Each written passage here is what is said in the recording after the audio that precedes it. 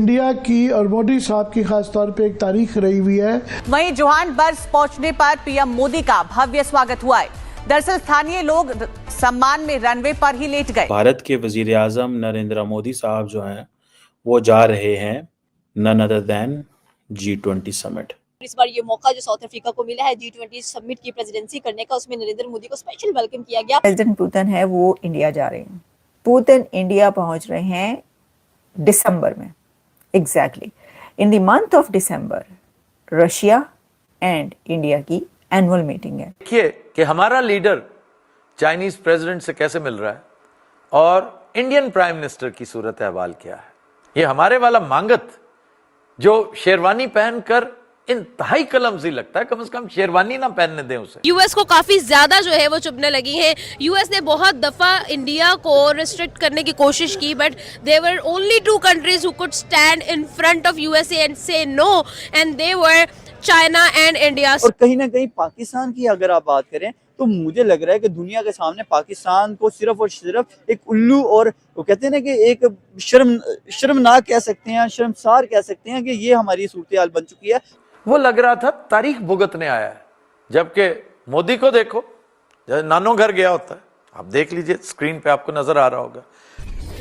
जय हिंद दोस्तों, a very warm welcome to Hindustan special channel. Prime minister Narendra Modi अपने 3 दिवसीय दक्षिण अफ्रीका दौरे के क्रम में शुक्रवार को जोहान्सबर्ग पहुंचे। यहां उनका गर्मजोशी के साथ भव्य स्वागत किया गया। प्राइम मिनिस्टर मोदी के स्वागत में स्थानीय लोग बिल्कुल रनवे पर लेट गए। प्राइम मिनिस्टर मोदी इस तरह का गर्मजोशी का स्वागत देख अभिभूत हो गए। इसके जवाब में प्राइम मिनिस्टर मोदी ने खुद भी झुककर जमीन पर लेटे लोगों को नमस्कार किया।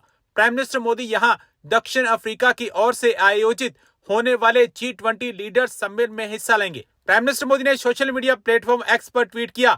इसमें उन्होंने लिखा कि G20 शिखर सम्मेलन से संबंधित कार्यक्रमों के लिए जोहान्सबर्ग पहुंच गया हूं। उन्होंने लिखा कि प्रमुख वैश्विक मुद्दों पर विश्व नेताओं के साथ उपयोगी चर्चा की आशा है। हमारा ध्यान सहयोग को मजबूत करने, विकास प्राथमिकताओं को आगे बढ़ाने और सभी के लिए बेहतर भविष्य सुनिश्चित करने पर रहेगा। यह विकासशील देशों में आयोजित होने वाला लगातार चौथा G20 समिट होगा। PM of India Narendra Modi finally रवाना हो चुके हैं साउथ अफ्रीका के अंदर G20 की समिट को अटेंड करने के लिए। और यहाँ पर कह लें कि ना सिर्फ इंडिया के बल्कि बहुत सारे ऐसे लीडर्स हैं जो शमूलियत करने वाले हैं। और इस बार ये मौका जो साउथ अफ्रीका को मिला है G20 समिट की प्रेसिडेंसी करने का, उसमें नरेंद्र मोदी को स्पेशल वेलकम किया गया। और साथ में अगर बात की जाए तो जो love hate relationship between Trump and Narendra Modi, वो एक बार फिर से देखने को मिला। जिस तरह से कह लें कि नरेंद्र मोदी ने फौरन से प्रपोजल को एक्सेप्ट किया, वैसे ही ट्रंप ने रिजेक्ट कर दिया कि मैं G20 की मीटिंग को अटेंड करने नहीं जाऊंगा। बिल्कुल वैसा ही किया है ट्रंप ने जैसे नरेंद्र मोदी ने कह लें कि पीस समिट के दौरान किया था, जो कि इजिप्ट में हम लोगों को नजर आ रहा था। आप अपना सोचें कि हम इस वक्त इकोनॉमिकली तौर पे कहाँ पे फॉल कर रहे हैं, लेकिन हम कहीं ना कहीं अपने आप को मतलब जो है वो बहुत ज्यादा लेट डाउन कर चुके हैं। हमें हमारे समझ नहीं आ रही, हम अपने डिफेंस को कंट्रोल को तो मजबूत कर रहे हैं, लेकिन कहीं ना कहीं हम मार खाते जा रहे हैं। अपनी इकोनॉमिकली तौर पे देखा जाए हम इस टाइम बहुत ज्यादा इस टाइम डाउनफॉल का शिकार है। हम बहुत ज्यादा नीचे गिर चुके हैं। हमें ये चीज सोचने की जरूरत है कि हम चल किस तरफ रहे हैं, अगर हमने इस चीज पर गौर न किया। अभी G20 की मीटिंग के लिए कह लें कि नरेंद्र मोदी साउथ अफ्रीका गए हैं। यहाँ से अमेरिका ने $93 मिलियन की कह लें कि एक बहुत बड़ी इन्वेस्टमेंट की है। आई थिंक सो के आई फॉरगॉट द नेम, मुझे उस चीज का नाम भूल गया है जिसके ऊपर इन्वेस्ट किया है इन्होंने। तो ये क्या चल रहा है? आप एक तरफ से G20 मीटिंग के लिए खुद को मना कर रहे हैं, आप नहीं जा रहे, ऊपर से आप इंडिया के साथ पहले आपने इतना बड़ा डिफेंस पैक्ट साइन किया, अब आप इतना बड़ा कह लें कि एक और डिफेंस पैक्ट साइन कर रहे हैं इंडिया के साथ, 93 मिलियन इन्वेस्ट कर रहे हैं और इंडिया डिफेंस के ऊपर इतना खर्चा कर रहे हैं। मुझे ऐसा लग रहा है बिहाइंड द सीन वो उनके साथ जा बैठे हैं, लेकिन सिर्फ और सिर्फ हमें पाकिस्तान को उल्लू बनाया जा रहा है। और यकीन करें कि पाकिस्तान को हकीकत में देखें, अभी आपने बात की उनके साथ, एक इससे पहले जो है वो कॉन्ट्रैक्ट साइन हो चुका है, एक डिफेंस जो डील है पैक्ट जो है उस पर मुकम्मल तौर पर उनके साइन हो चुके हैं, एक मुकम्मल डील हो चुकी है। लेकिन इसके बाद अगर यहाँ पे बात की जाए कि भाई अगला अभी क्या मसला है, क्या कौन सा मरहला है जिसकी वजह से अब देखो इंडिया के साथ बिहाइंड द सीन वो सारे काम हो रहे हैं, लेकिन अगर फेस टू फेस बात की जाए तो फेस टू फेस इंडिया और अमेरिका सामने नहीं आना चाह रहे एक दूसरे के सामने। मतलब बिहाइंड द सीन ये सारी वो ही कहते हैं ना कि अपनी इकोनॉमी को बेहतर करने की कोशिश की जा रही है और साथ साथ डिफेंस को स्ट्रॉन्ग किया जा रहा है। और कहीं ना कहीं पाकिस्तान की अगर आप बात करें तो मुझे लग रहा है कि दुनिया के सामने पाकिस्तान को सिर्फ और सिर्फ एक उल्लू और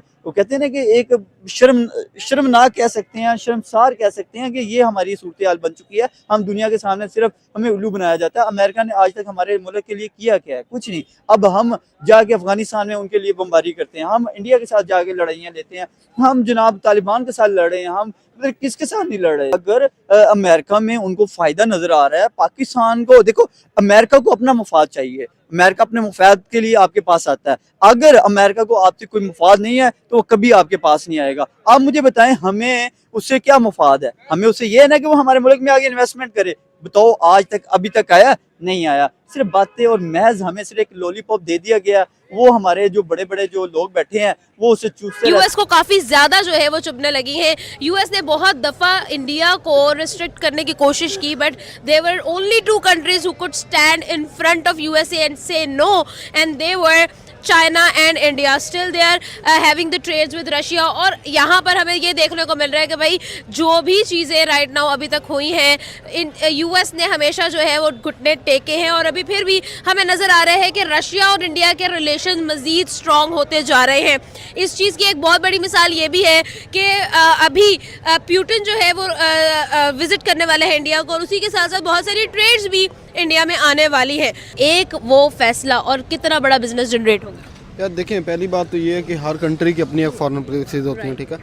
जो इंडियन की फॉरेन पॉलिसीज हैं, जो उनके वज़ीर ख़ारजा हैं, वो इंडिया का ये है कि वो ना अपने रूल्स एंड रेगुलेशंस को फॉलो करते हैं, ठीक है। जैसे आप अपना यूरोपियन कंट्रीज़ को देख लें, वो रूल्स को ब्रेक नहीं करते, मतलब किसी किस्म का समझौता नहीं करते। बनिस्बत हमारे हम अक्सर आप तकरीबन 80-89% हम जो है वो कंप्रोमाइज़ कर जाते हैं, पीछे हट जाते हैं। लेकिन वो चीज़ पीछे, वो इंडिया पीछे नहीं हटता, वो आगे बढ़ता है हमेशा।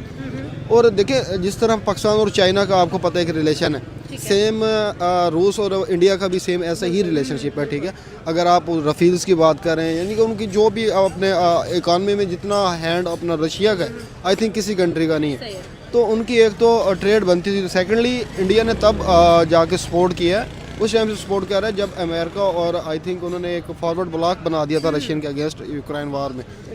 तो जब देखिए, जब एक कंट्री आपको आपकी क्रिटिकल हालत में आपको जाके सपोर्ट करता है और आपके साथ खड़ा होता है, तो आपको पता है ये होना ही है। यू नो आपको किसको ट्रस्ट करना है और किसको नहीं, आपको उस टाइम पे क्योंकि देखिए, एक इंसान आपकी मुश्किल में काम आ रहा है, मुश्किल वक्त में आपके साथ खड़ा हुआ है। सेम यही कंडीशन है रशिया की। रशिया देखिए, वो लोग ना ये सोचते हैं कि उनके साथ मुखलिस लॉयल्टी मैटर करती है वहाँ उनके यहाँ। अब उनको पता है कि इंडिया हमारे साथ लॉयल है, ठीक है। इंडिया ने ऑफ कोर्स उन्होंने अब अपना लेके बढ़ना ही बढ़ना है इंडिया को आगे। अब अगर मुआहदे हो रहे हैं तो ये कोई पहले मुआहदा नहीं है, रशियन के साथ उनके और भी बहुत ज़्यादा मुआहदे हुए हैं, तो आगे होने भी हैं मे भी, क्योंकि ये दोनों कंट्रीज आपस में मिलके जो है ना बहुत आगे की तरफ जा रही हैं।